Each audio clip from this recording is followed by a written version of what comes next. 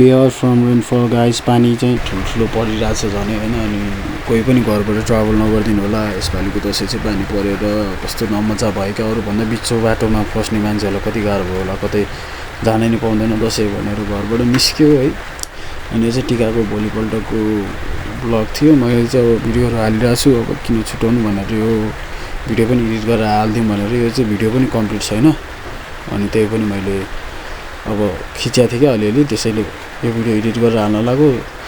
अनि केवल अब समटाइम्स चाहिँ मलाई चाहिँ लाग्छ कि I have something big potential क्या। हुन्छ नि त, सानैदेखि केही गर्छु भन्ने सपनाहरू त्यस्तोहरू अलिक ठुलै थियो क्या। तर गर्ने आँट्यो भने केही कुरा हुन्छ अनि पछि गर्छु, यो कुरा आउँछ अनि त्यसपछि स्टार्ट गर्छु भन्ने टाइपको हुन्थ्यो कि। यही भिडियोहरू बनाउने पनि अब यो क्यामेरा राम्रो हुन्छ अनि त्यसपछि मात्रै गर्छु भन्ने टाइपको भइरहेको थियो कि। अनि होइन, स्टार्टिङ त सबैले सानैबाट गर्छ भन्ने बुद्धि चाहिँ अहिले मात्र आयो। त्यसैले आई स्टार्टेड नाउ। अनि त्यसैले तपाईँहरूले पनि सपोर्ट गरिदिनु होला, साथ दिनु होला। धन्यवाद।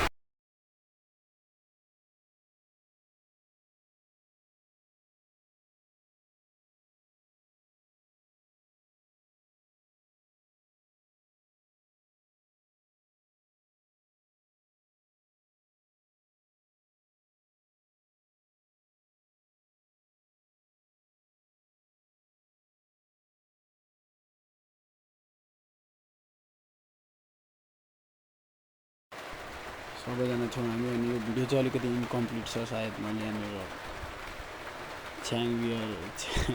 बियर खाएको थिएँ।